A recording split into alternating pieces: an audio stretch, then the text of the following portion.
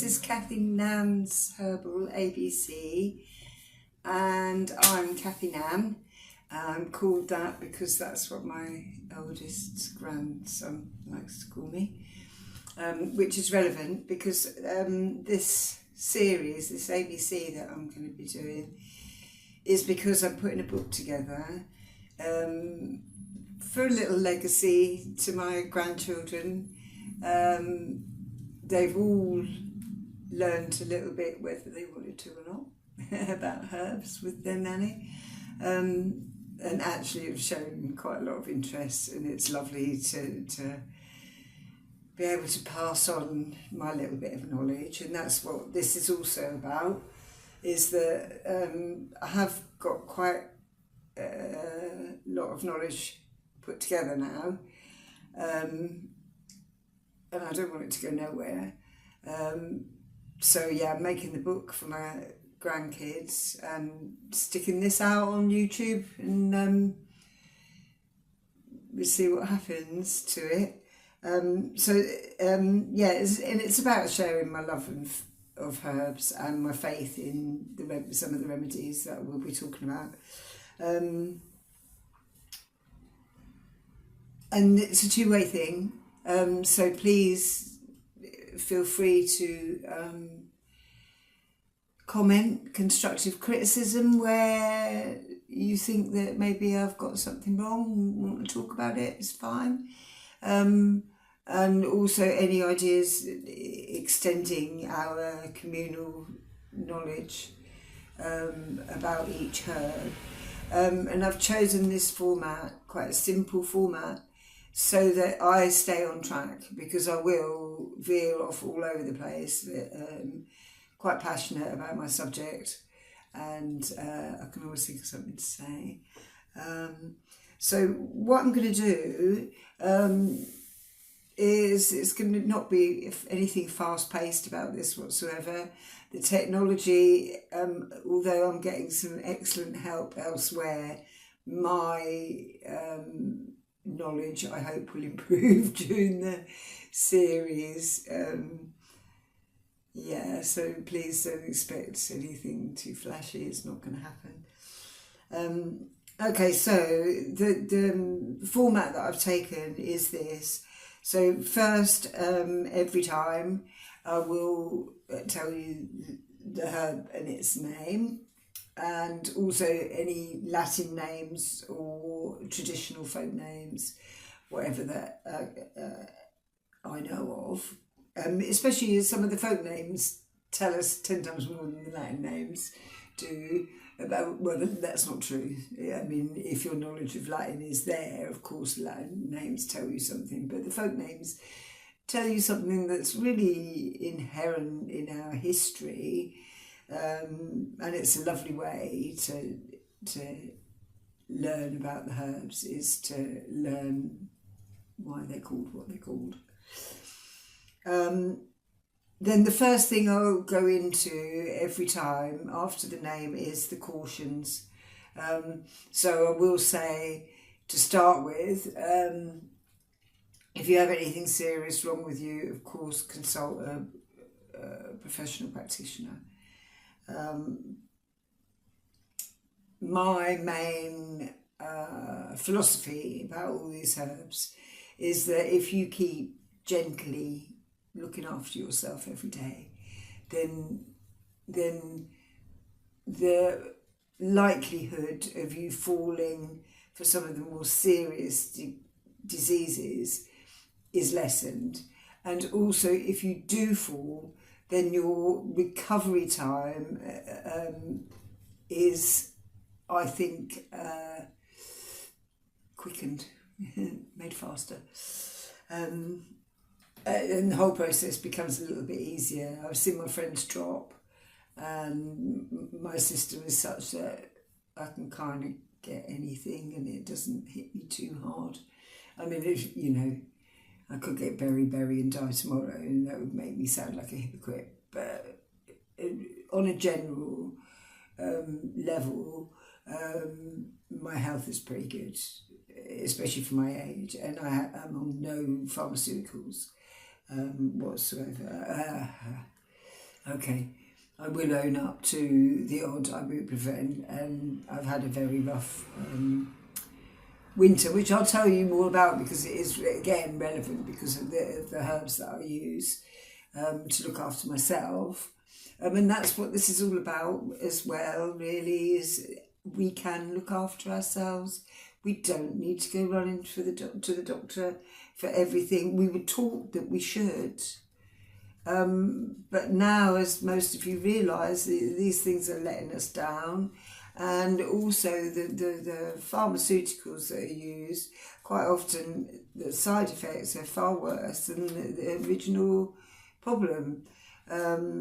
So I've got a million reasons why I respect herbs so much.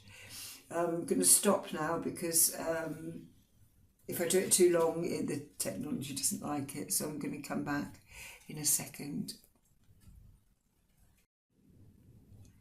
So this is the second part of my general introduction to Cathynan's Herbal ABC. After the cautions, we'll go through the cautions quickly first. So I will go through these cautions at the beginning of every herb that I talk about, primarily just to get it over with, so that we can get on to all the good stuff. And also, if you are in the category of people that this herb wouldn't be particularly good for, you can switch off if you want to. So I'll tell you straight up. I mean, the most sensitive people usually with the herbs are pregnant women, and I will always tell you if it's slightly dangerous for a pregnant women to be using each herb. And apart from that, most of the herbs I use are not dangerous. They will be dangerous to some people just about the same way as almost anything else is. If that's the case, I will tell you. Okay, so then I'll go on to the actions of each herb and their medicinal uses and what they can help prevent and sometimes cure. Quite simple, but it'll take some explaining for each herb. Then we'll go on to preparation, and the preparation that I'm using mainly is the preparations that I use, and because my lifestyle is quite hectic usually, these preparations take no time at all, and they take no great medicinal knowledge. Quite often teas, sometimes an ointment, sometimes a tincture, nothing very complicated. This will change. I've only had my most recent gardens a few years. And as, of course, they grow more mature, I have more herbs to harvest. And so my ambitions on how to use those herbs are going to change. Basically pretty basic preparation. And now the recognition of each herb. So the herbs I'm using are all either easy to grow, easy to find, or very cheap to buy in this country. This was my premise when I first started collating 5 years ago. Started to collate the knowledge I got from the course that I did, which covered everything, Ayurvedic and Chinese, which is all wonderful. And I can certainly chat about that sort of thing. But I wanted this first alphabet anyway to be totally about stuff that you can do yourself and that involve very little money. Mainly because I learned about herbs because I was a single mum of 3 kids, because the doctors was a long way away, because I had become disillusioned completely with the pharmaceutical industry, especially in the face of what the treatments they were trying to give me for my children. And that was when I genned up and started looking at alternatives, as did many of us. I certainly wasn't alone. But I've kept at it. And being quite extreme in nature, I wanted to delve into exactly how we could look after ourselves. And I'm kind of spent the rest of my life doing that, really, more or less. So after recognition, which will help you with planting, but also, of course, foraging, we'll go on to how to grow these herbs, most of which I will have some experience of. I've been a gardener quite a lot in my life. And again, most of them are going to be pretty easy to grow because they're largely native plants, because that's my premise in doing this. After that, I go to permaculture.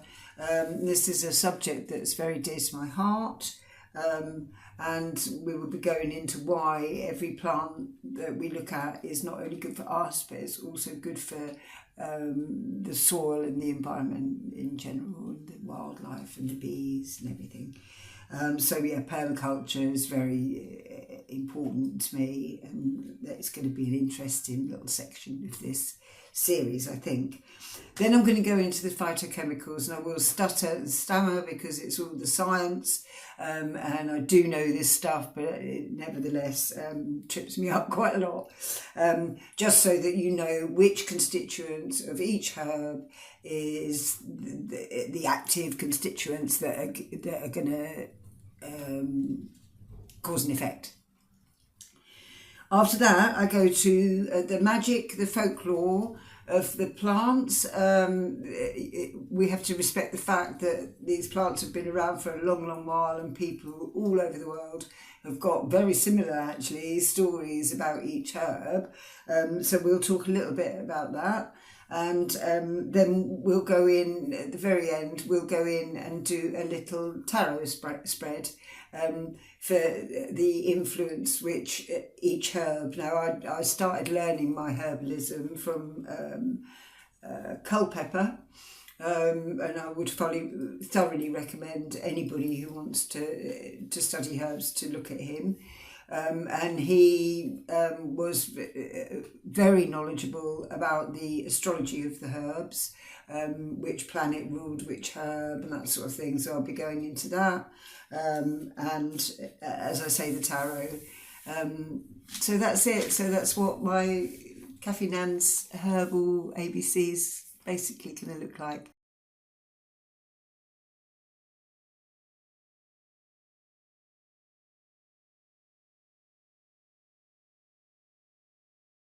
Okay, hi everyone. Welcome to another one of Cathynan's Herbal ABC. Today we're looking at F for Fennel. Before we start, I do want to reiterate a couple of things.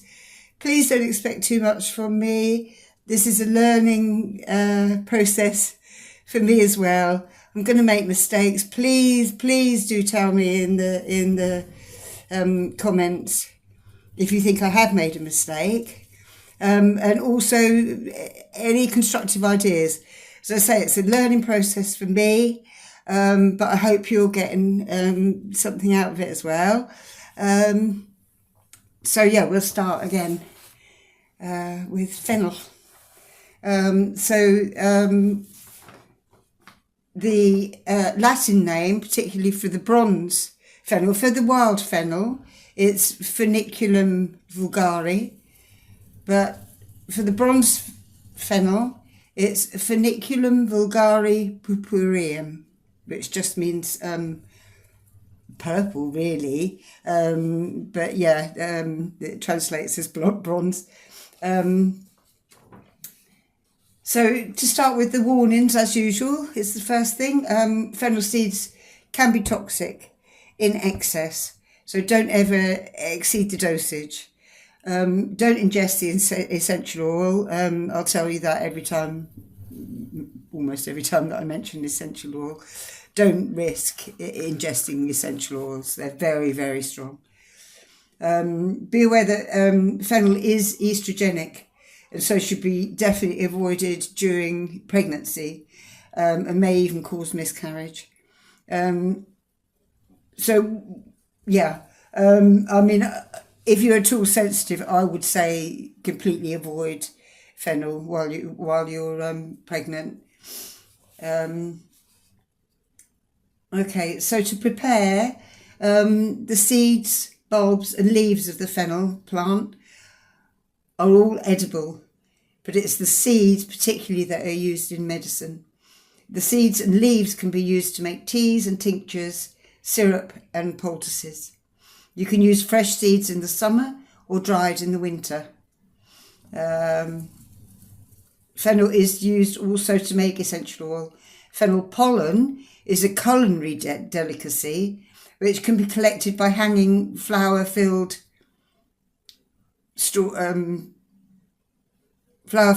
stalks upside down in a brown paper bag, much as I showed you with the nigella. If you were watching the one where I showed you my nigella, the black seed oil, hanging upside down in a paper bag, and the pollen will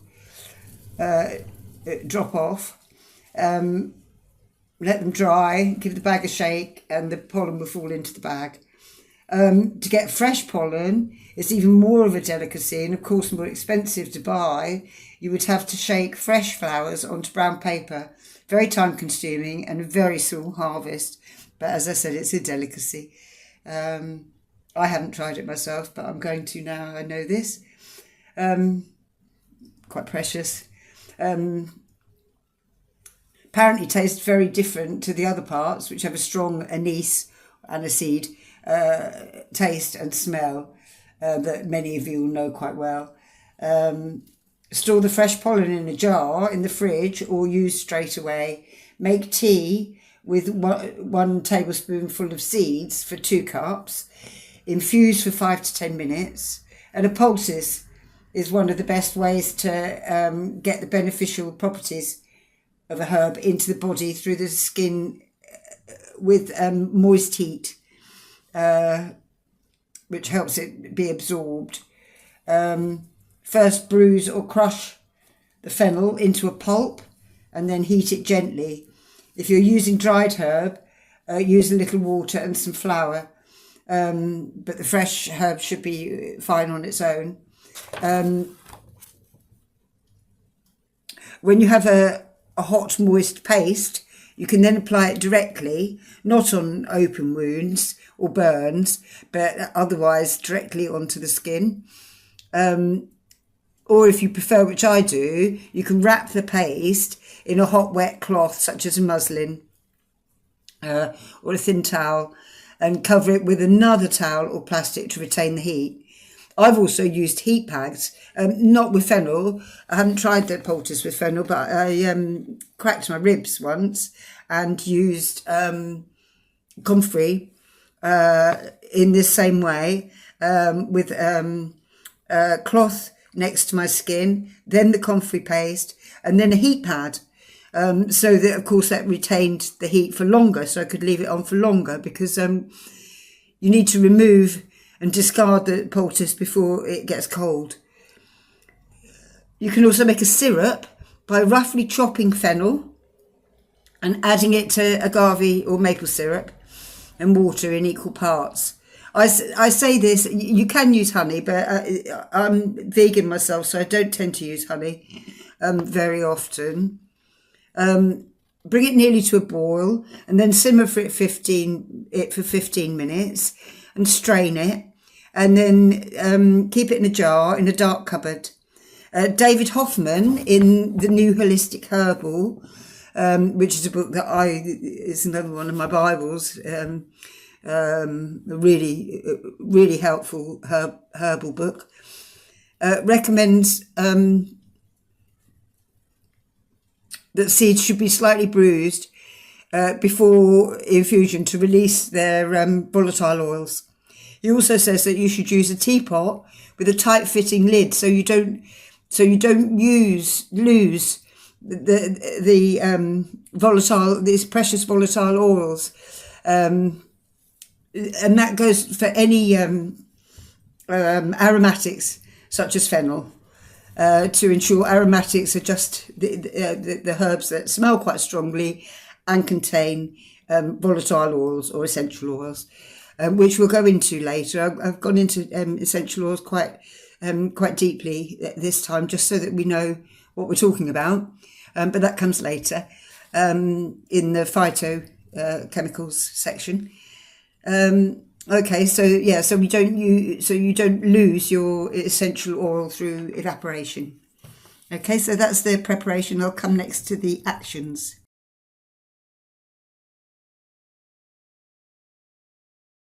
Okay, so the actions of fennel. We're talking largely about digestion, respiration, and women and children, as you'll see from or you will have seen from the page. Okay, and the pages, just as a reminder, all these pages are my first real attempt at making a book. So hopefully they'll all be honed to perfection by the time I publish a book, if I ever publish a book. That's what I'm hoping to do, is publish a book primarily for my grandchildren, so it doesn't really matter if it doesn't go to any kind of formal publication, but I would quite like to. Okay, so fennel has been known as a snake bite antidote. I haven't found anything to back this up. Worldwide and worldwide and locally, there are a multitude of remedies for snake bite. So without particularly knowing, I wouldn't go for fennel unless that was the only thing available. Just because I hadn't had any confirmation. I've only got this from one source and couldn't find any other sources that agreed. So, and if you do know a source that agrees with that theory, please let me know. Lavender, echinacea, plantain, they're all good for snake bite, and therefore most of them are just as available as fennel, and more reliable at the moment. Oh, coconut oil, turmeric, so several snake bite remedies. Okay, fennel is an aromatic, as we've said, and as such is helpful for managing pain, for digestion. They serve fennel seeds in a good Indian restaurant. They'll serve you a mix of seeds for after your meal, and fennel is quite often one of those seeds. Caraway is another. And fennel tea is quite popular with a lot of people after a meal as well, for the same reason, and even before a meal. Fennel's aromatic qualities help relaxation. It can improve your mood and relieve menstrual symptoms. And the volatile oil that comes from fennel is carminative, so it relieves wind and helps you fart when you need to. My father mistakenly took me to the doctor's once because and all it was trapped wind. So fennel would have relieved that. We wouldn't have had to go through that. Okay. It's digestive and anti-spasmodic. So it stops everything spasming, so it's the same thing. To stop my stomach cramping, fennel would have worked. Okay. It's anti-inflammatory, which is great in all sorts of conditions, arthritis, all sorts of conditions. The pain is due to inflammation, and so fennel can relieve that. Antifungal and anti-asthmatic. It's estrogenic, which is effective against menopausal and again menstrual problems and other particularly female issues. Fennel is anti-aggregant, so it prevents platelets from sticking together. So it will stop blood clotting, heart attacks and strokes. Regular fennel tea is such a nice remedy, settling your stomach after a meal and preventing bloating and pain. It's also diuretic, so you're getting rid of toxins in your wee. Fennel is similar in taste and benefits to anise and caraway. The seeds may help prevent and relieve kidney stones. You can gargle an infusion of the seeds for a sore throat, and it's also a mild expectorant, so it loosens mucus as well as blood.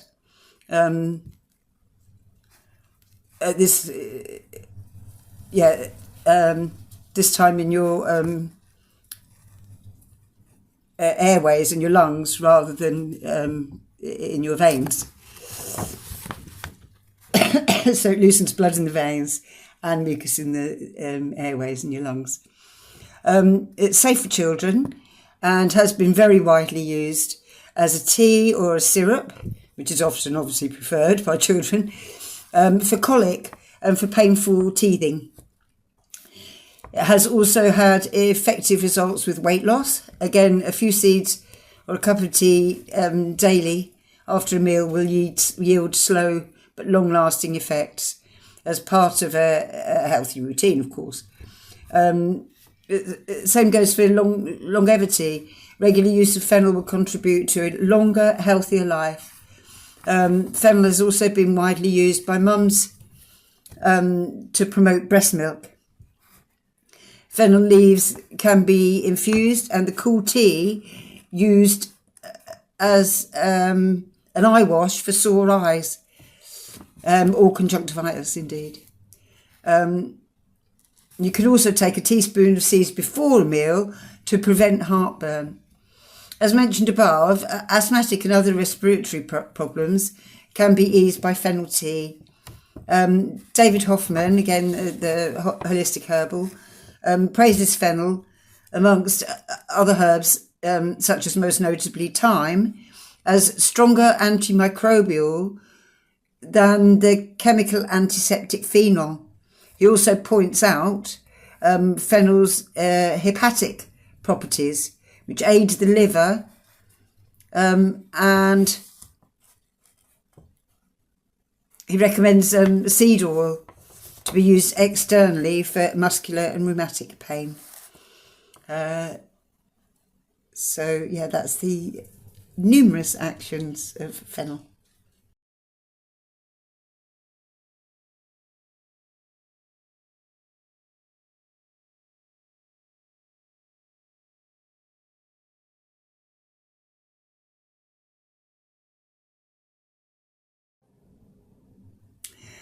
Okay, so we're talking now about how to recognise and grow fennel.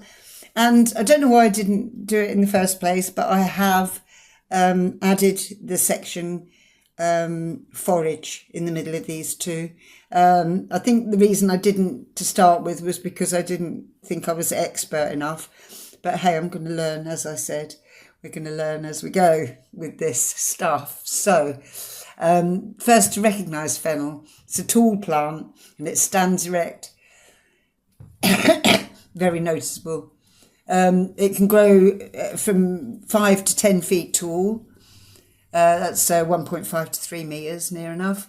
Its leaves are feathery and fern-like. They are bright green and will give off a strong licorice or anise smell if you crush them, or even if you brush past them. Its stems are hollow and segmented and slightly purple at the bottom. It has umbrellas of little, slightly bright yellow flowers which bloom in the summer, typically between June and August, depending on where you live. To forage fennel, it can be found in fields and meadows, especially where the soil has been disturbed or the soil is dry or sandy. Both cultivated and wild fennel can be found in many gardens, and wild fennel is everywhere. Although it's indigenous to Asia and the Mediterranean and was used by the Greeks as a slimming aid, it has thrived here since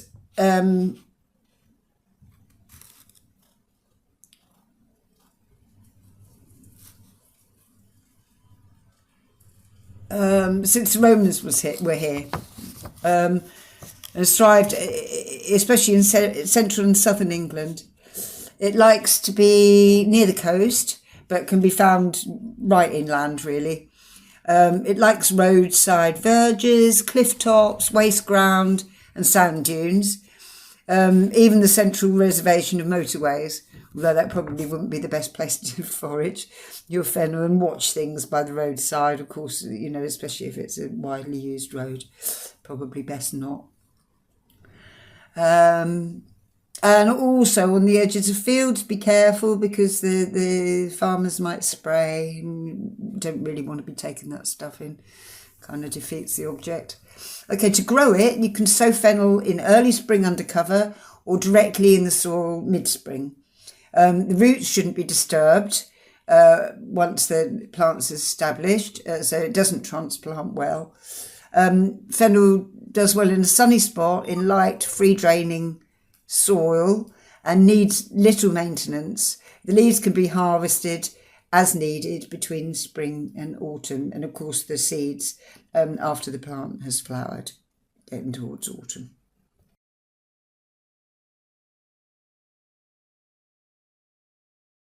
Okay, on to permaculture. Fennel is an amazing permaculture plant. It produces about 100,000 seeds per plant every year, and the whole plant can be used medicinally and culinarily, including the seeds, the flowers, the pollen, the leaves, the stems, the bulbs, the roots, and the microgreens, which just means you can sprout the seeds as well. It attracts pollinators and other. If you want to know about sprouting seeds, if you go back to the alfalfa one, that will tell you in detail. But it's a very simple process if you haven't already done it with mung beans or whatever. And yeah, and fennel's great. So secondly, it attracts pollinators and other beneficial insects, including ladybirds, hoverflies, parasitic wasps and lacewings. Toby Hemingway, who I've mentioned before and will mention again, he wrote Gaia's Garden, and it was from Gaia's Garden that I got this list of insects, and of course bees and butterflies as well. The only so-called pest that it may attract is a caterpillar, which turns into the beautiful swallowtail butterfly. Don't know whether that's in the UK or not. Toby Hemingway's book he's American, so some things won't apply in England, and I'm not sure. Someone can tell me maybe about the swallowtail butterfly if that comes to England, and if anybody's seen it on their fennel plant, would be great to know. So fennel is low maintenance, so there's no need for any chemical pesticides, fertilizers, etc. So it's therefore sustainable and organic. It repels some pests, slugs and snails, don't like it, and it deters aphids. This is largely because of its strong aroma. Fennel is a companion plant, but this is controversial because it's also regarded as allelopathic, along with sunflowers and the walnut tree, famously. These are all plants which have the power to suppress other plants. The list of allelopathic plants is long, and it's always a matter of degree, like how far your fennel has to be away from your tomatoes, for instance. I don't know. I've always... mainly, I suppose, for aesthetic reasons, grown my fennel on its own because it's so majestic. So I haven't really found out, but anyway, another example of allelopathic behaviour is the broccoli. And it's not allelopathic to everything. It's only allelopathic to later planted broccoli. So broccoli is something that you shouldn't really repeat the next sowing in the same place, or leave the roots of the broccoli in the same place if you're going to grow broccoli on there later.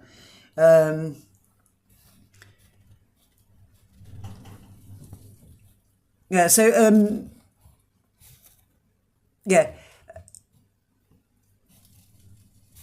So I've told you most of what I've written down here. That's why I'm being a bit slow. It's not a companion to tomatoes, beans or peas, and may restrict their growth. However, it is said to be a friend of raspberries, and is mostly fine in a flower bed. In Toby Hemingway's Guy's Garden, Fennel is mentioned at least 10 times, so you can tell that he thinks it. So Guy's Garden is a permaculture book, and you can tell that this guy is a complete top expert. Very famous, Toby Hemingway. So yeah, for the reasons that I've mentioned above, he reveres it as a permaculture plant, but also because it's very drought tolerant, but can also survive wet periods. And as I said, Hemingway is an American, that applies in America, but I think that would equally make it quite precious for UK gardeners. Another reason it's a good plant is that permaculture plant is that chickens love it.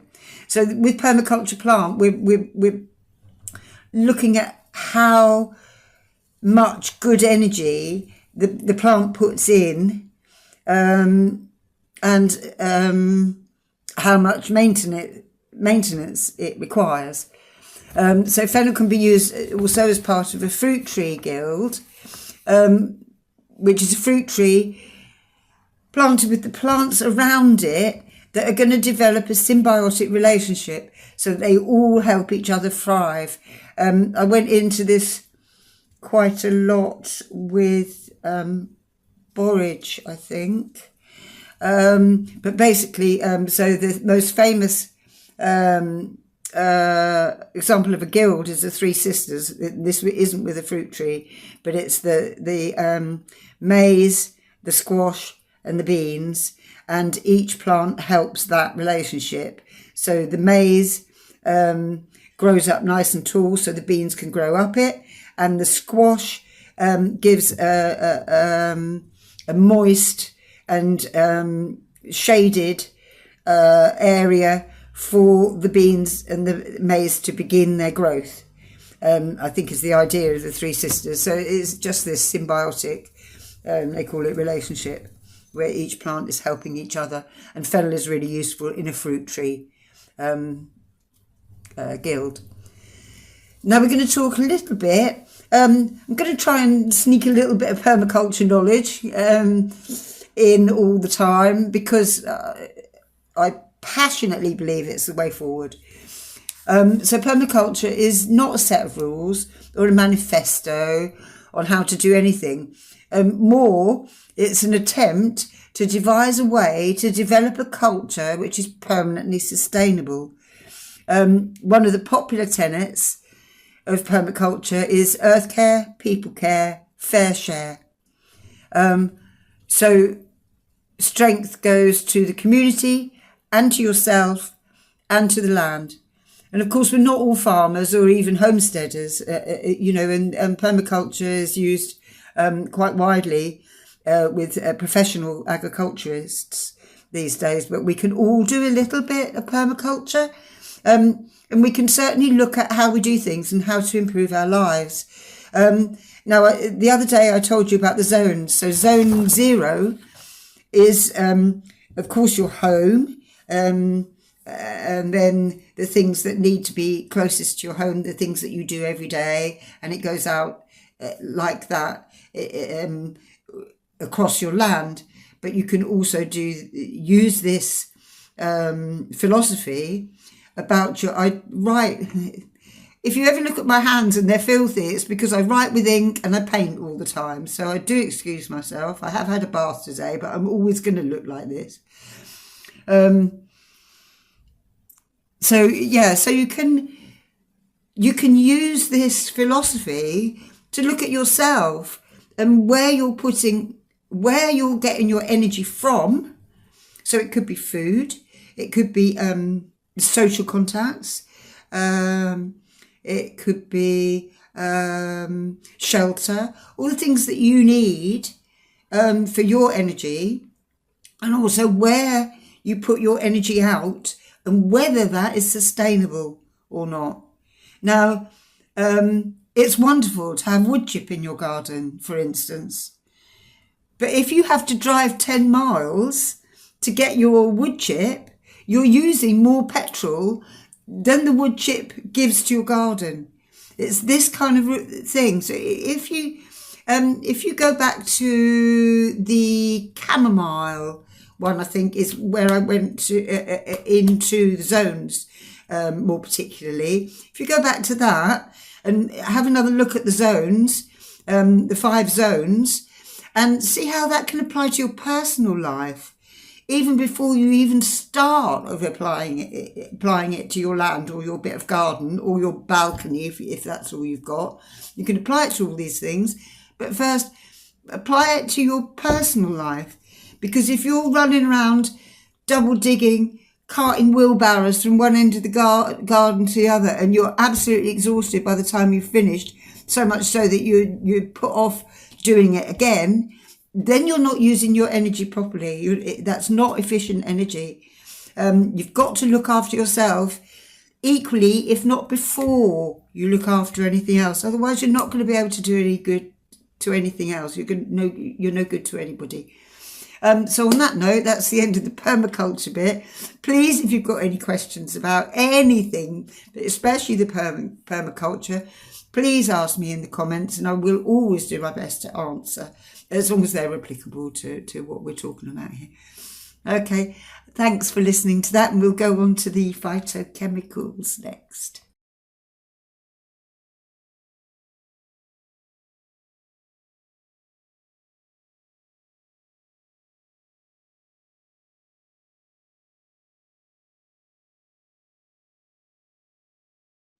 Okay, so we're on to the phytochemicals of fennel. It contains the following constituents: alpha-pinene, fenchone, methyl-chavicol, flavonoids, coumarins, including begaptan, sterols, volatile oils, and phytoestrogens, which just means estrogens that are in plants naturally. So fennel contains complete protein, and that is enough essential amino acids to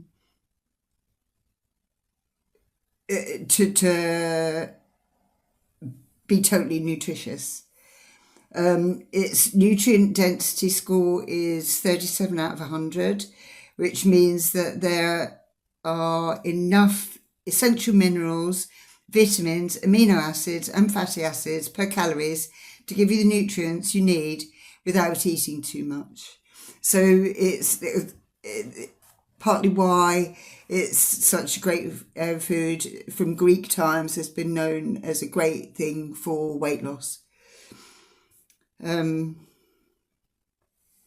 also why it would help breastfeeding mothers. People don't realise sometimes the toll that breastfeeding can take on your body. It was really apparent to me after I'd had my first baby. It didn't happen so much with the second two, but when the first baby, my oldest daughter, was born, she breastfed. She started eating some solids at 3 months, but she breastfed for a good year. And I loved it, and so, obviously so did she. It's really nice. But one of the things that I was really aware of was the weight that I lost really quickly through breastfeeding. I'm not a fascist about breastfeeding, and I hope not about anything really, but if you can, do, because it forges a bond that's very strong between you and your baby, and secondly, things like that, the number of mums I've talked to that have never managed to get rid of their weight, And part of it's that, you know, these things, these natural cycles occur for our good quite often, if only we can understand that. Anyway, yeah, and fennel, as well as promoting the milk in a breastfeeding mother, will help her with this weight loss process as well.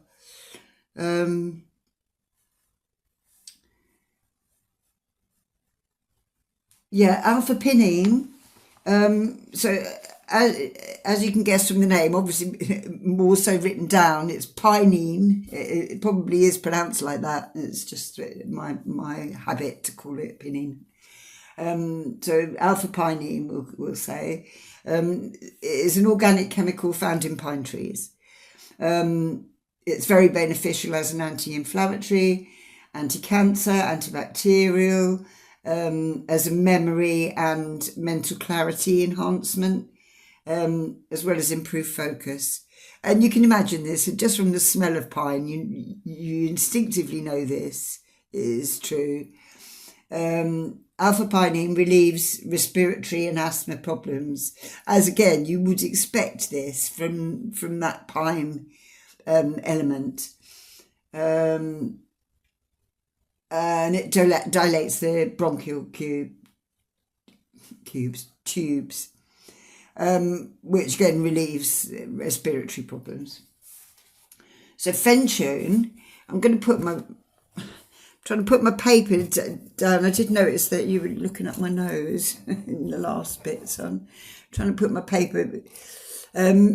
I can't remember this. There's loads of this, so I can't remember it. So do excuse me reading. I do try. I mean, I go off track anyway, and I'm trying not to make it too dry. You know, I don't want to be just reading at you.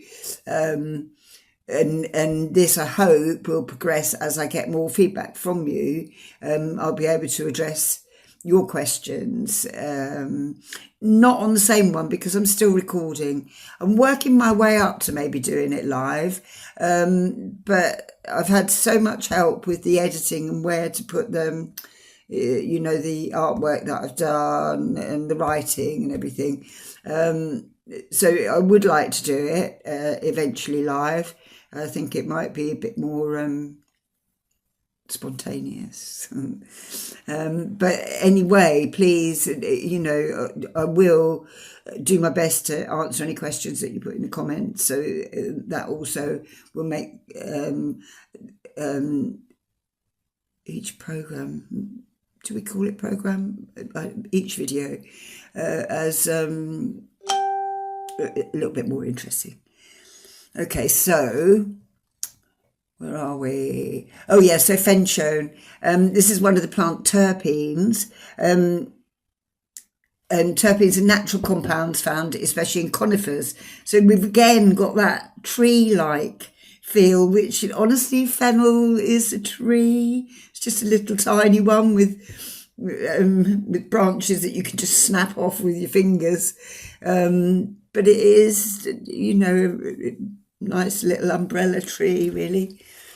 So this is one of the plant terpenes, blah, blah, blah.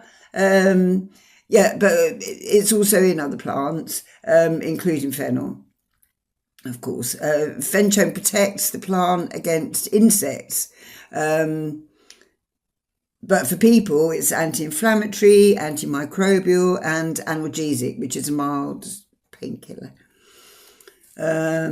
So methyl chavicol, aka I always want to say this in a Mexican accent, but I will say it as I think it's pronounced. Estragol is a phenylpropene, a natural organic compound found in trees and plants, including turpentine, which again comes from the pine tree, as well as anise, bay, and tarragon, basil, and fennel.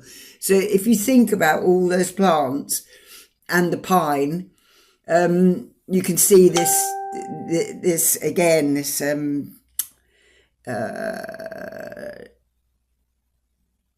fennel doesn't smell anything like any of these pines or conifers, but it's got that feel about it. And you can see when you think about all these anise, bay, tarragon, basil and fennel, they've got the same, this methyl chavicol feeling about them, and the alpha pinene and the fenchone. It all adds into this what fennel's good for. So methyl chavicol is antifungal, antibacterial and insecticidal, again protecting the plant. Methyl chavicol, once isolated, may be carcinogenic. So it's a not nice thing to see as an ingredient in maybe your toothpaste or anything like that. However, in this symbiotic relationship with all the other things, and naturally the amounts are smaller, but this natural way of ingesting methyl chavicol is much more beneficial, in my opinion. So antifungal, antibacterial, and genotoxic. So again, in isolation, it's damaging to genetic material, and again, it can be cancer forming. So if it's an ingredient on something you're ingesting, I'd give it a wide berth.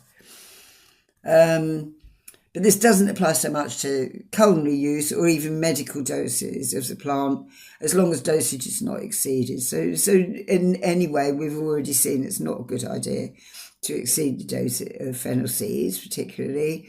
They are quite pokey little things, and especially, to beware if you're pregnant, of course. Okay, and on the other hand, perfectly safe to use for children.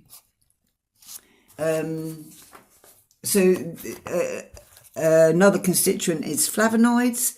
It's a natural compound. This is going to be long. I think I'm going to just get this out quickly and then... No, I'm going to stop now and tell you about flavonoids in the next video. Yeah, I had to watch this because my computer will only load up to a certain amount, and then it starts playing games with me, so I have to watch out for that. So flavonoids. We're continuing the phytochemicals. So flavonoids, a natural compound found in many fruit and veg. Flavonoids are antioxidant, which means that they get rid of free radicals, which is a cause of cancer. Anti-inflammatory and anti-cancer. They're good for the blood pressure and heart health. They are anti-diabetic, anti-allergenic, antiviral, and protect brain function. So pretty precious and very common. Flavonoids are in most things that we eat. On the fruit and veg side. Okay, coumarins are organic, aromatic compounds which are anti-inflammatory, anticoagulant, so they prevent blood clots, antihypertensive, so they prevent high blood pressure, anticonvulsive, so they prevent fits, antioxidants, so they prevent cancer, antimicrobial, neuroprotective, so they're protecting the nervous system. Coumarins have a nice vanilla smell which can mask bad smells, so it's also popular with the cosmetics industry. Bergaptan is one of the coumarins, and it's mostly found in the carrot family and in citrus, and of course in fennel. Bergaptan helps the skin absorb more light.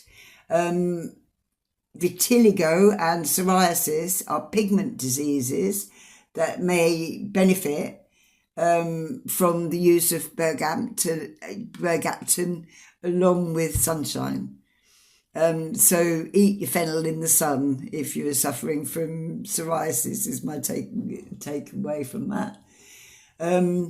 Bergaptan can also help the skin withstand solar radiation, and may protect the body against skin cancer. So it's a natural edible. So fennel is a natural edible.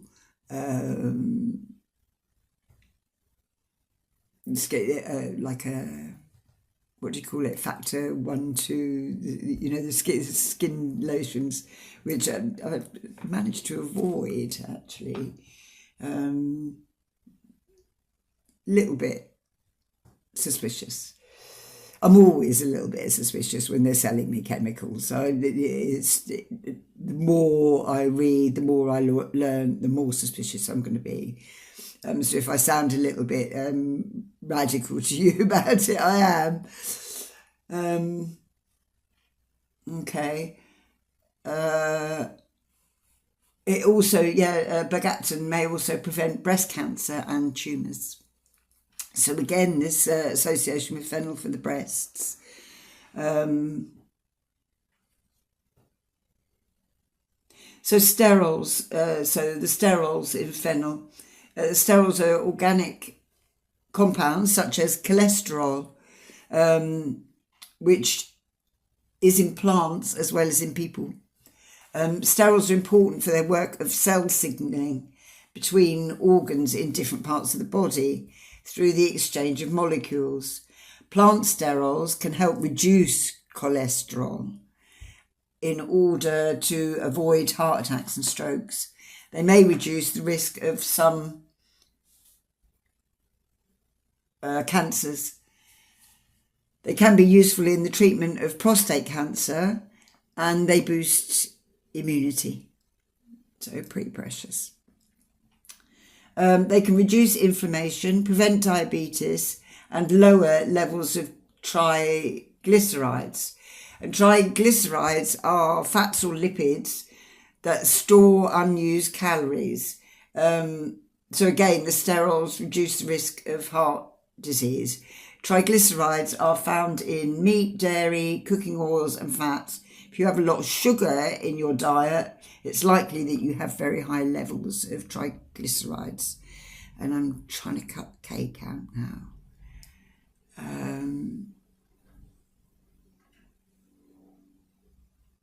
Which is quite hard because I it's a long story. Okay, so volatile oils. Volatile oils, also known as essential oils, they're aromatic compounds. Aromatic just means they've got a strong smell. They've got which can be extracted from the plants for fragrance and medicine. They can be anti-cancer, antimicrobial, anti-inflammatory, antioxidant, or anti-allergenic, relaxing, immunity boosting, and much more, depending on which essential oil, of course. And I've done a little study for you, or studied a little study for you, about the advantages and disadvantages of herbs against the advantages and disadvantages of essential oils. So I just got a bit of sleep in my eye, excuse me. Just had a bath and missed that bit. For more, so the reasons for using herbs. Herbs have all the active compounds of the plant in them. So in a herbal remedy, you don't usually lose any of the active, or certainly so many of the active compounds. And there's more potential for creative use with herbs. Everything from lavender custard to a comfrey poultice, or lavender poultice would be nice. You can use them in so many different ways. You can grow them yourself. You can forage them quite easily, and this is partly why I'm here, I love an essential oil. I've got loads of essential oils and I've been learning about them and I totally love them. And in their place, they're wonderful. But the thing is with herbs is you can do it all yourself. I'm working on being more and more self-sufficient as I go into my old age. So I make my own cheese. I grow my own herbs. I'm not a rich person. I don't have land. I'm on state pension and that's it after this winter. We're just going to use up the rest of my dad left me some money, and that's lasted me a year. Now I'm state pension again, and I always have been. I brought my kids up like this. I was on benefits. I worked while I was on benefits. Come and lock me up for it if you like. It was just 30 years ago. And if I got locked up now, it wouldn't be the end of the world. So I don't care. I'm just doing my best now to live nicely every day and to do things to look after myself every day. And and just put this out, put a bit of knowledge out there so that you can do the same thing if you feel like it. I wish I'd known so much younger. I knew none of this when I was young. I'm gonna have to stop again because we're running up to time. So I'll come back. Oh no, hang on. No, I'll carry on. No, I won't because I want to be able to go off on tangents. Okay, so next video. Okay, lovely. We start at number 0.1 again.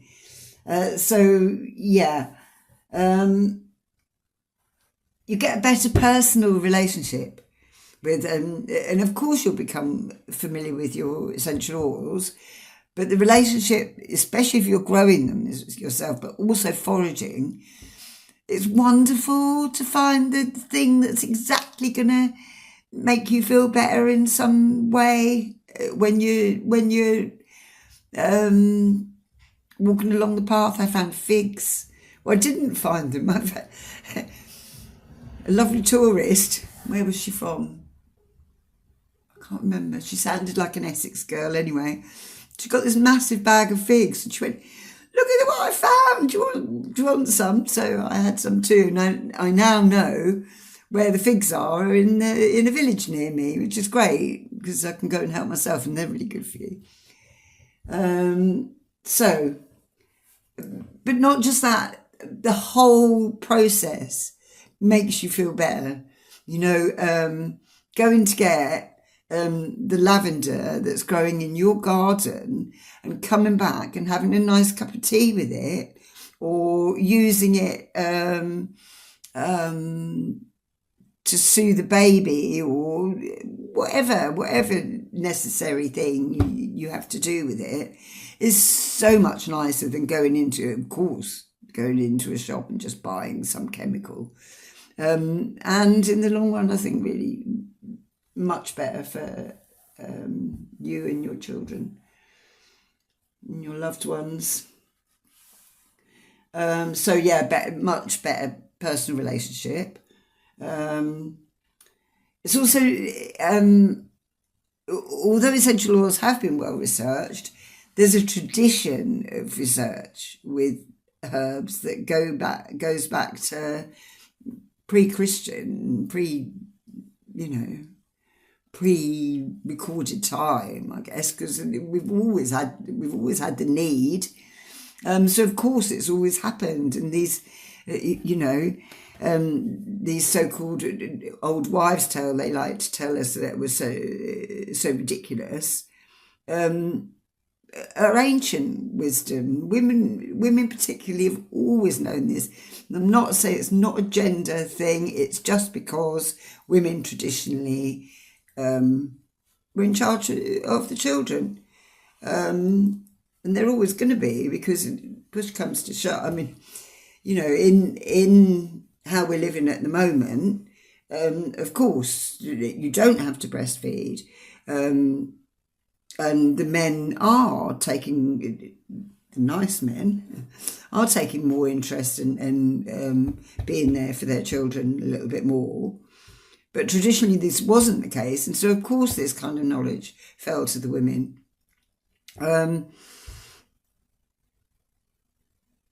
And so the history of knowledge about this is so long. And there's also a wonderful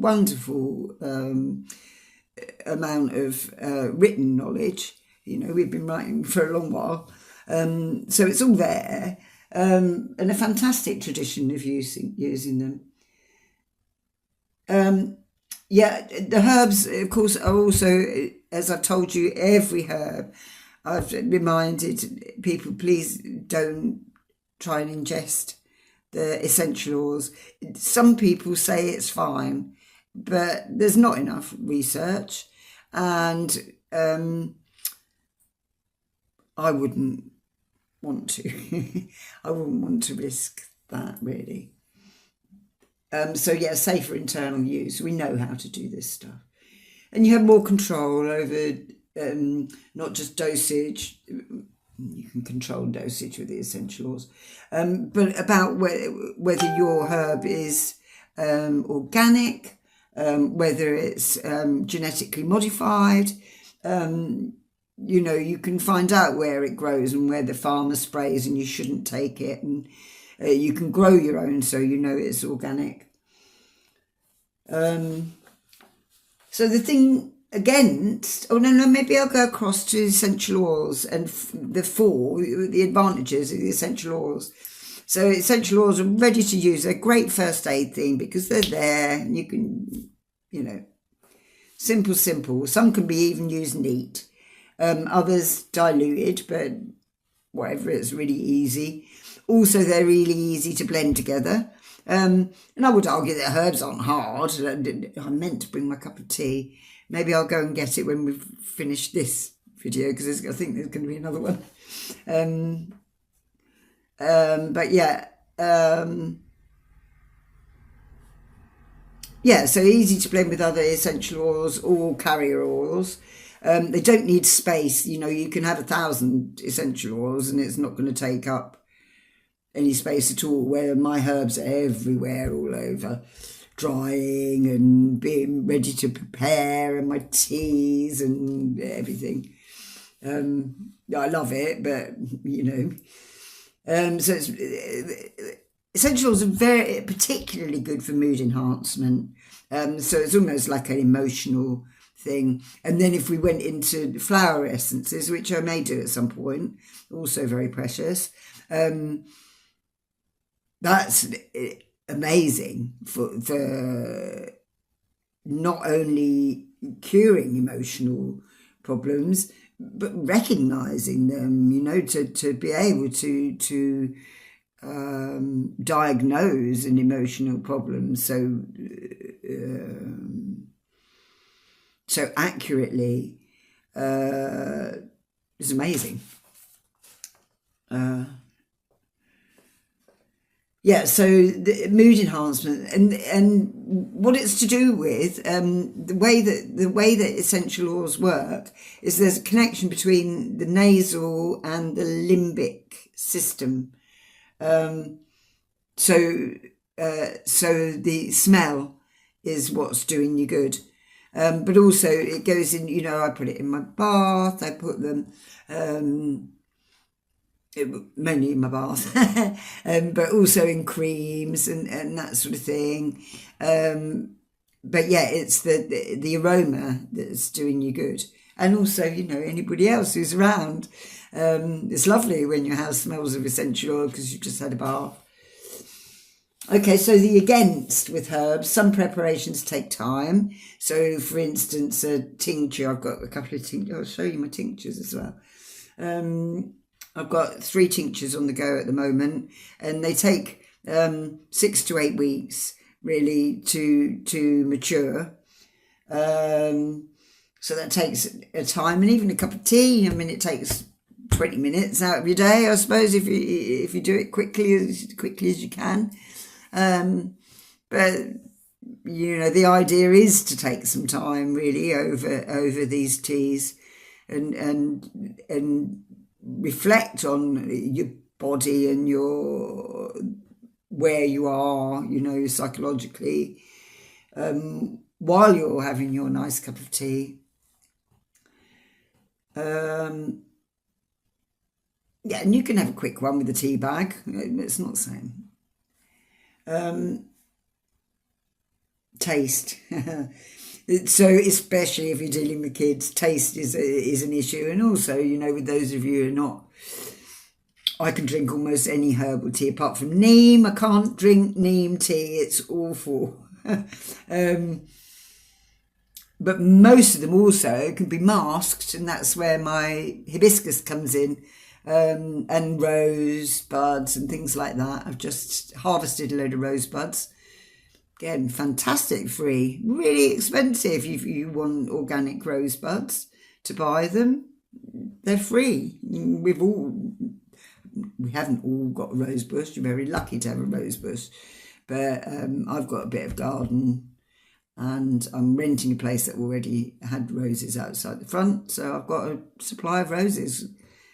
It's great. They make you beautiful. Had you noticed?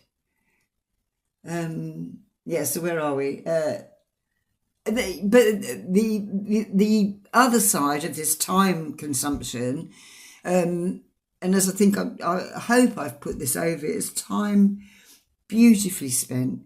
When I spoke in the permaculture, one thing that you have to take into consideration, that yes, of course, it takes energy to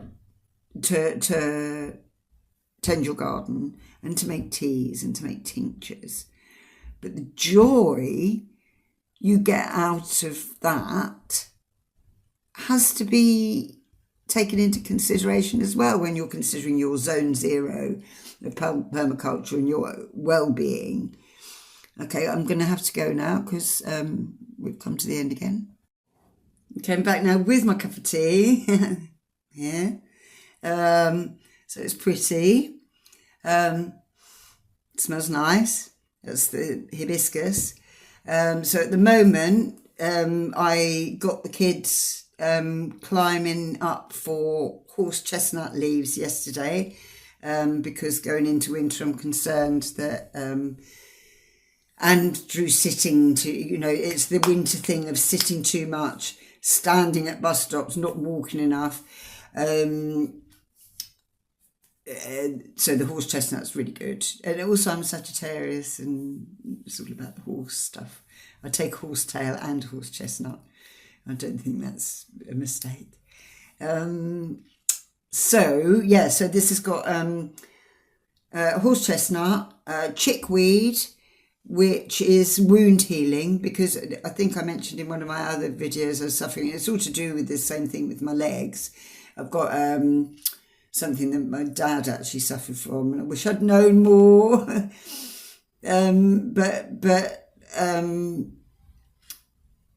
So the horse chestnut is really good for like varicose vein kind of conditions in your legs if they're feeling heavy. And the chickweed is really good for the wound healing, where I had a wound on my leg that threatened to become an ulcer. So I've been using the chickweed along with this other stuff. What else is in here is rosebuds to make me beautiful. And hibiscus for the nice taste. And not in this one. Yesterday I had dandelions as well, and I quite often do that. Pick a dandelion, a bit of plantain leaf, this, that and the other, that's still thriving in my garden. I'm recording this in the beginning of October, so, and I think you'll probably see it like end of November, so I'm not seasonable. It's another reason why I'm thinking of maybe going live, so please tell me what you think about that. But it would be, I say too much, even as it is, it would be worse on that level if I was live. But yeah, tell me what you think. So yeah, where were we? So the taste and the time.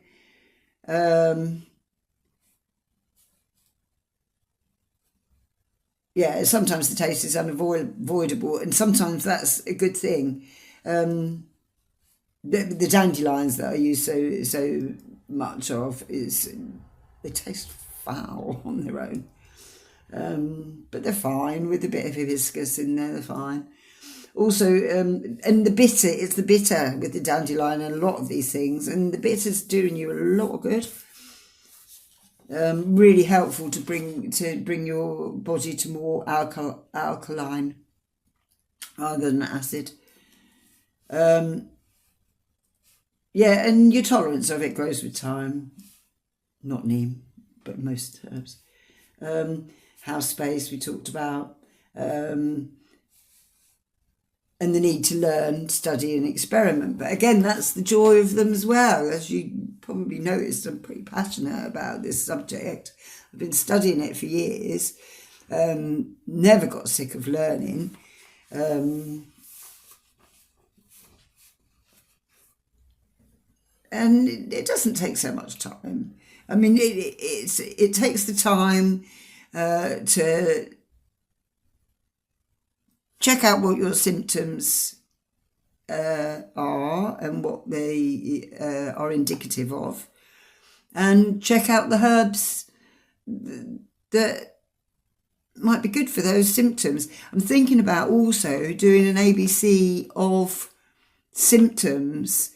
Might be quite helpful for you at the end of this ABC. So again, if you're interested, please say and I'll give it a go. Okay, and the against for essential oils often lack important constituents of a herb which are lost during the extraction process. So don't ever think that the essential oil will be good for all the things that the herb is good for. Like the essential oil of chamomile is a beautiful thing. Quite expensive, but beautiful.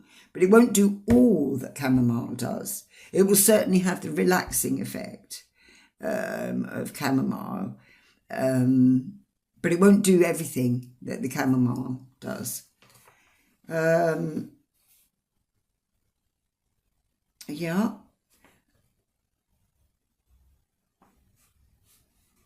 They're super potent. Don't...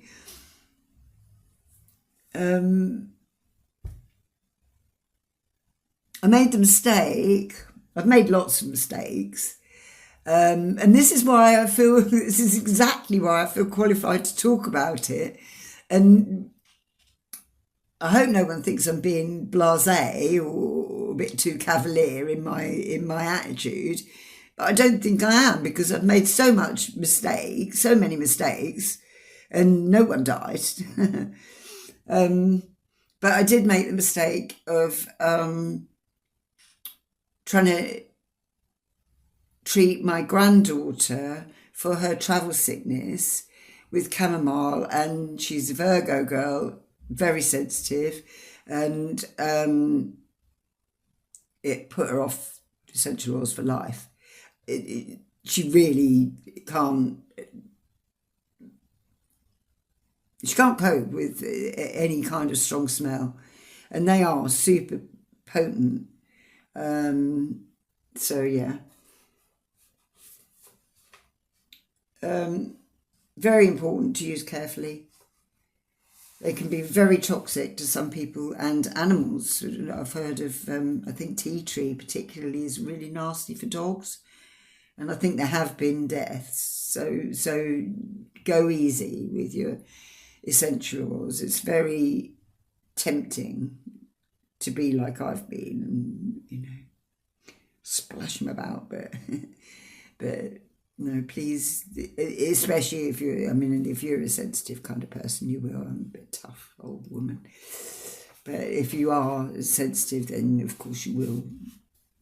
And so bad, so many of them are really not advisable for pregnant people. So check, really check if you're pregnant before using any essential oils.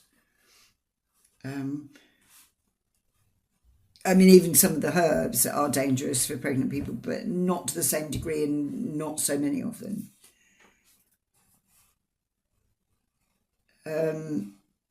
Many are unsustainable as well. So sandalwood and frankincense are both things that are really not advisable to use too much, because they're taking trees that are ancient trees, not so easily replaceable, which is a great shame, because I love the smell of sandalwood and I love frankincense, but it's not when you see the amount of frankincense resin that's on a market in countries where it's, the trees are tapped, I think, for frankincense. It's not a good thing that we're using too much of it. So that's another lesson learned, because I was loving rose and frankincense in my face cream. And the other massive advantage of herbs is they're cheap. If you can grow it or forage it, do it, really. So the last thing in our fennel, I've got just about enough time to tell you, is the phytoestrogens. So these are estrogens which occur naturally in plants. They're female hormones, but they regulate functions in both men and women to an extent. They can relieve hot flushes in menopause, prevent osteoporosis, especially in women, while helping to maintain bone health generally. They help to combat menstrual issues, treat acne, prevent breast cancer, and promote heart health. So another little boost to this thing with fennel for your breasts and generally women's problems, yeah. Okay, that's the end of phytochemicals, and we'll go on to the magic.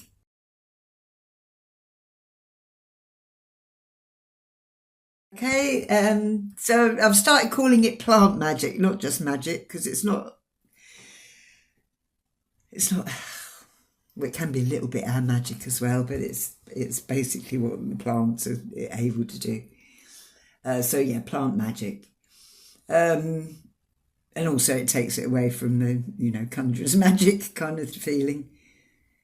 Something on my glasses. Yeah. Okay, so fennel was regarded as, by Nicholas Culpeper, as an antidote to snake bite and poisonous mushrooms. So I can consider fennel, we were talking about whether, and I said that I wouldn't really go for fennel when there's so many other things in case of snake bite, because I'd only seen this one study, and that was probably the course that I did, where they'd recommended it in case of, that's my tea, in case of snake bite. But yeah, Culpeper approves its use in that case as well. So, generally, Culpeper comes up with the goods in my book. So yeah, so it was Culpeper I began to see the correlation between herbs and their planets and astrological constellations. He was pretty hot on this stuff, as many people have been since. So with fennel, we're talking about Virgo in Mercury. Mercury in Virgo. Okay. It's associated with the beginning of autumn. And Virgo's plants tend to have finely divided leaves, so fennel fits, a subtle fragrance, and small bright flowers. And you remember the little bright yellow flowers of fennel. In fennel, these qualities are magnified as we have Mercury in Virgo in fennel, and Mercury is Virgo's ruler. So fennel will calm the restless mentality and the nervous anxiety that goes with Mercury in Virgo. Nitpicking, analytical skills goes with Mercury in Virgo, and also a very strong correlation between mind and the physical body. So Virgo is an earth sign.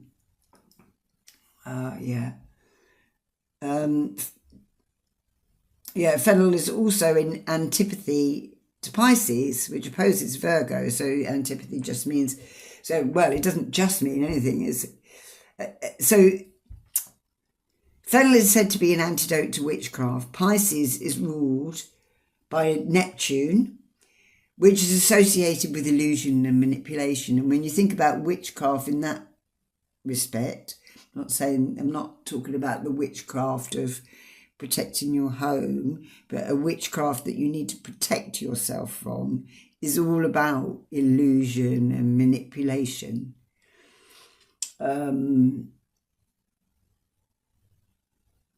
And good old fennel is an antidote to that, so keep your fennel nearby.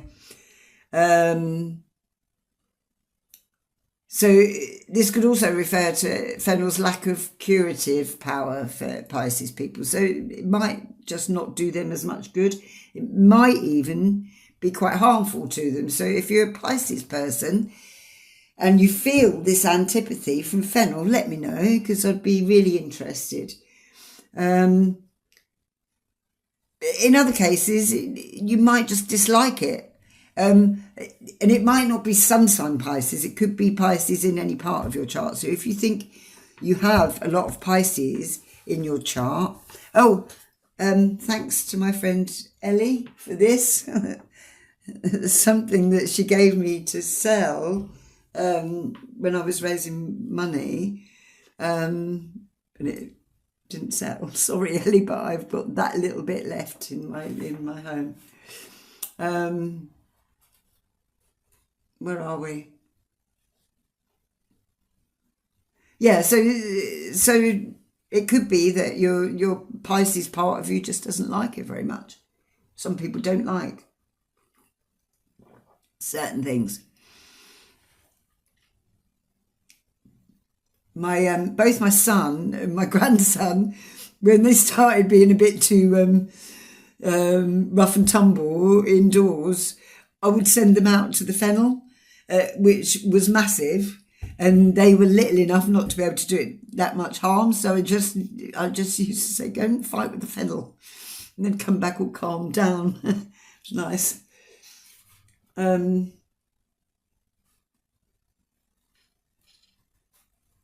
But maybe my Pisces daughter wouldn't have needed that anyway. So maybe it's that.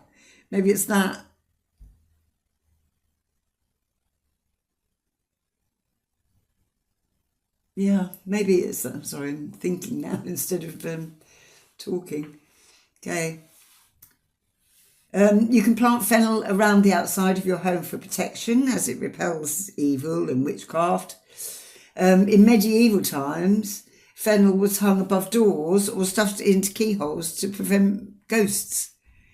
It can be burned to purify a space, which is lovely.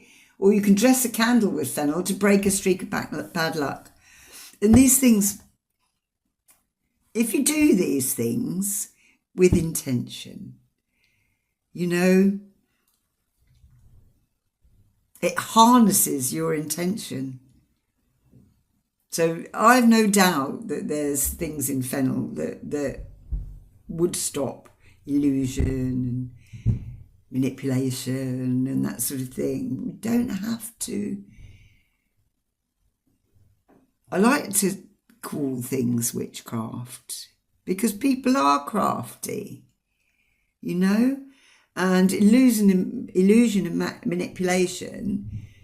A craft is just something you can do, you know, and the intention to use a herb to protect yourself from that sort of thing feels quite strong.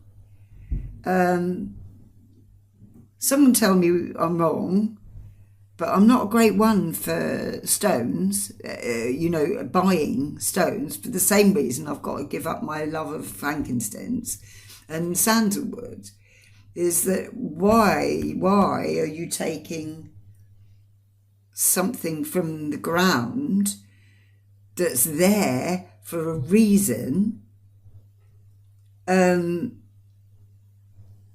just to protect your little self from a bit of badness, whereas it could be in the ground protecting everybody from that bit of badness. And there's actually a Zulu saying that there's a curse on the people who take things from under the ground, and that's exactly where uranium and plutonium was taken from to make the first atom bombs. I think I'm saying atom bombs. That's the bit I'm not sure about, but it was a nasty thing that, you know, hurt people. And also that we're using, you know, look at the mining of lithium. Look where coal got us. You know, of course, we didn't have the technologies to do anything different to coal at one point. But maybe if we hadn't been so quick to take the coal, we would have been quicker to develop a different technology or realise that we could get power from the sun.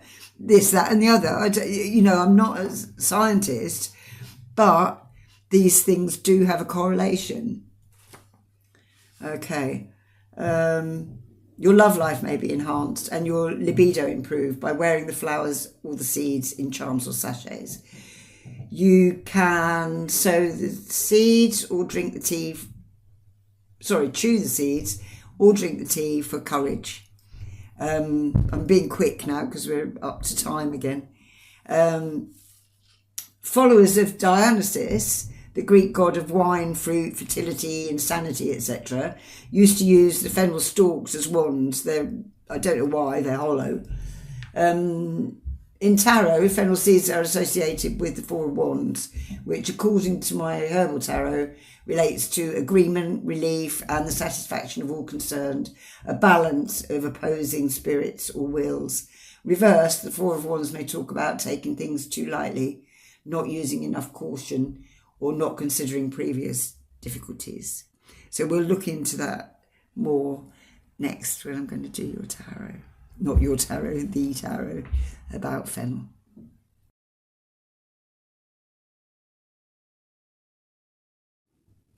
So I've taken the Four of Wands here. It shows the fennel quite clearly, the fennel seed they're talking about with the Four of Wands. And as we said, it relates to agreement, relief, and the satisfaction of all parties concerned. So like a balance of opposing spirits or wills. And reversed, it can talk about taking things too lightly and not using enough caution. And that's from the Herbal tarot by Michael Tierra and Candice Cantin. It's the one that I use almost all the time. But we're going to look also, so I've got two oracle decks here, one of which you've seen before.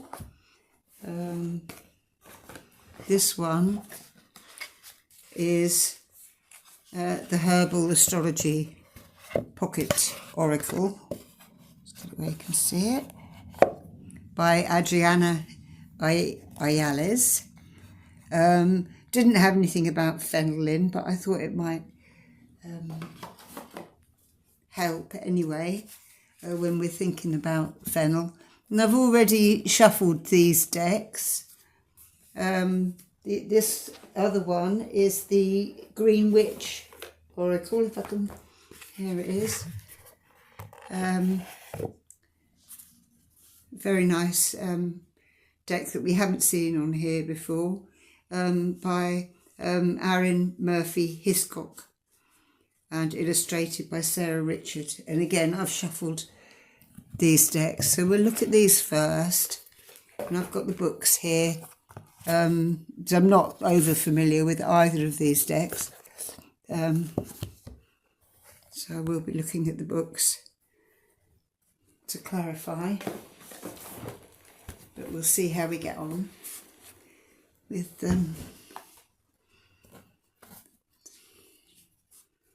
thinking about fennel. We'll take this little Herbal Astrology, this one by Adriana Ailes. Take this one first and we'll see what it gives us. We're going to use the tarot afterwards, and I will shuffle that. And I'm shuffling these a little bit again just to see what they have to give us. That's too many. Right, we'll take that one. That's Tulsi. That's to do with wealth. Okay, and if there's another one.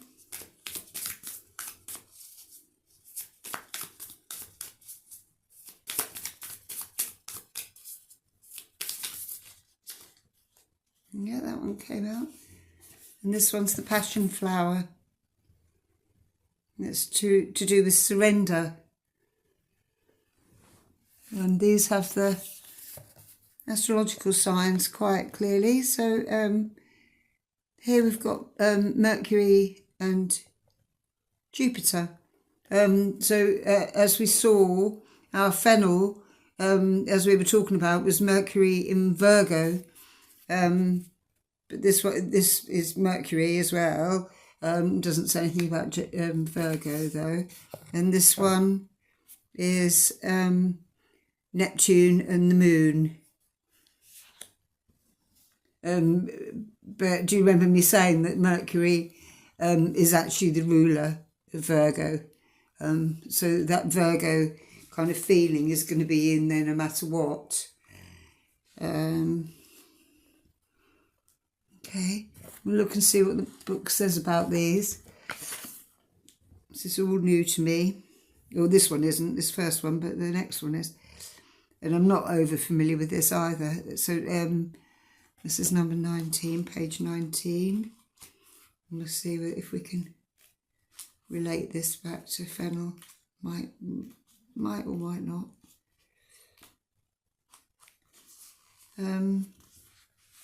So in the upright, which it is, it's about true wealth, prosperity, charismatic, vivacious, luxury, beauty, and auspicious. A lot of those are more kind of Venusian qualities, you know, the beauty and the luxury and all that sort of thing. Tulsi's a really nice cup of tea, actually, if you can get it. Holy basil, it's also known as. Yeah, so that's that one. I don't see the connection particularly. And 43, the Passion Flower. I'm not going to go into these too much, especially not if I can't see any correlation, particularly obviously. We'll see. So Passion Flower is about surrender, and it's upright again. So we're talking about sacrifice, surrender, choosing growth, trusting discernment, and rituals of letting go. I mean, one of Fennel's properties, as we saw, was the calming property. I suppose that relates to the letting go. Can't see what this one has to give us. I will repeat, this is totally experimental. I've never seen anybody do this before, and I've certainly never done this before. I've only done, personal tarot readings, and then not so many. I'm not a massive tarot reader. I do like it. And I also particularly like it where it does relate to herbs and astrology. And I'm a firm believer in everything relates to everything else anyway. So, and certainly if you see connections where I can't, because I'm not always totally on the ball. Sometimes I'll miss something glaringly obvious. So we just try. So Fennel, please, just to something to associate with Fennel. Make us think more about Fennel, or from maybe a different point of view about Fennel.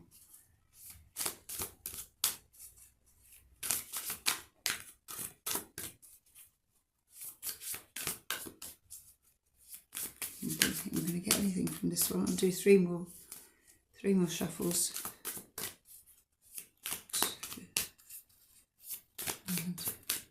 3, no. Not even going to go there then.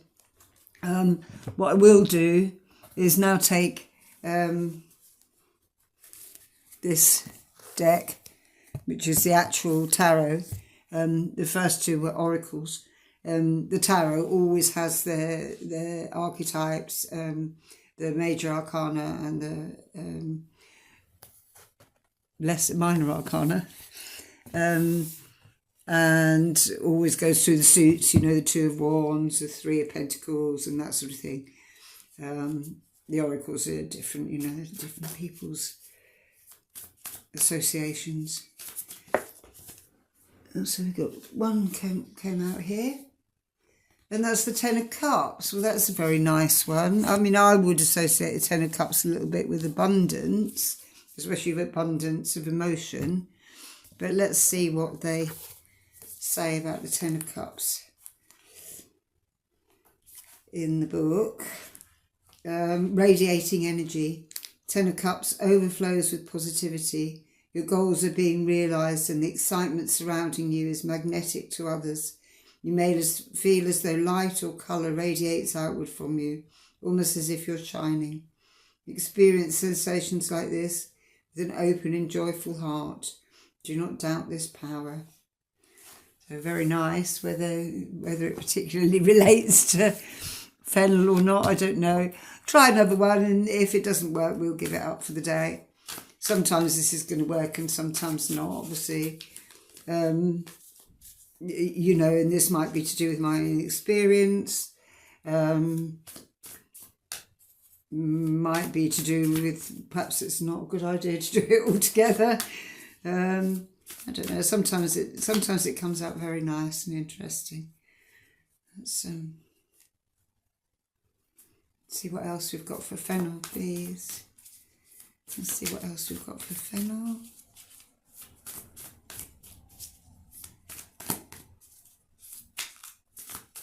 See what else we've got for Fennel. And all sorts of things, of course, my mood can affect. That was not giving us anything else. Okay, I think we're going to call it a day. I don't want to try and make associations that aren't there. But that's our little spread today for Fennel, for the 4 of Wands and Fennel seed. Okay, so next time I've got a great one lined up for you. It's garlic. I mean, these are all really my faves, but garlic particularly is such a useful herb. So yeah, please tune in next week.